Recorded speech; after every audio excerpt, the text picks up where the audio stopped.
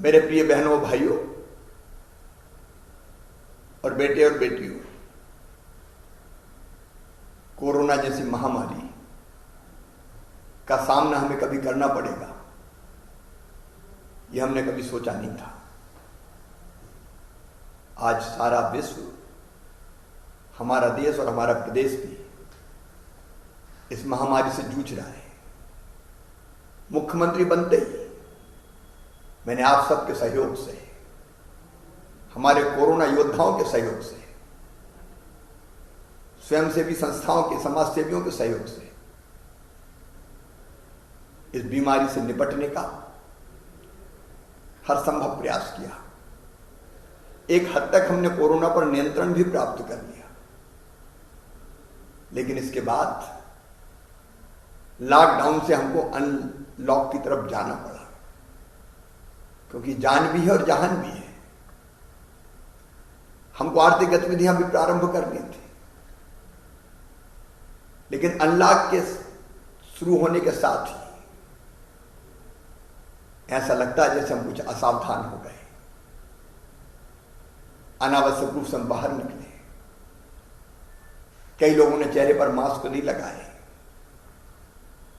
शादियों के आयोजन में भी निर्धारित संख्या से ज्यादा भीड़ इकट्ठी हो गई,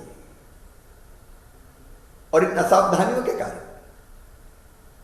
एक बार फिर से देश में भी और हमारे प्रदेश में भी संक्रमित बहनों और भाइयों की संख्या बढ़ने लगी। और आज जिस गति से संक्रमित बहनों और भाइयों की संख्या बढ़ रही है, वो मेरे और आपके मन में चिंता पैदा कर रही है। अब सावधान होके इस बीमारी से निपटने का समय फिर आ गया है। हमारी असावधानी हमें भयंकर खतरे में डाल सकती है। इसलिए आज मैं आपसे निवेदन करता हूं, और इसलिए मैं आपसे निवेदन करता हूं, सरकार, समाज, हम सब मिलके इसको एक बार फिर से नियंत्रित करने के लिए न केवल अनुशासन रखें, बल्कि सख्त कदम भी उठाएं।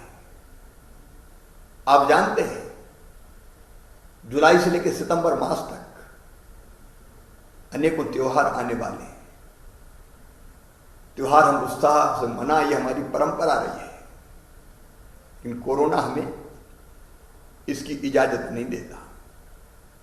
श्रावण मास चल रहा है, रक्षाबंधन, पर्युषण पर्व, ईद, गणेश उत्सव, नवरात्रि,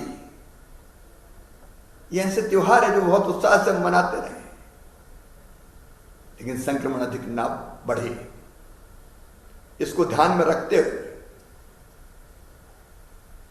आप सबकी सुरक्षा के लिए हमने तय किया है कि किसी भी त्योहार के अवसर पर कोई सार्वजनिक आयोजन नहीं होंगे। झांकी, ताजिया, जुलूस इत्यादि कोई गतिविधि नहीं होगी। हम घर पर रहकर ही त्योहार मनाएंगे।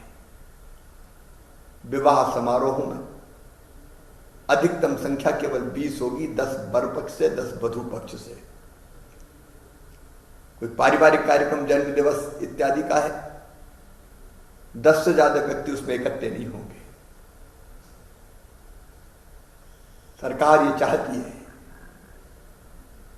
कि जहान तो चले, लेकिन जान भी रहे, और इसलिए मैं आपसे प्रार्थना करता हूं, बिना मास्क लगाए आप घर के बाहर ना निकले, बल्कि अनावश्यक रूप से घर के बाहर ही ना निकले।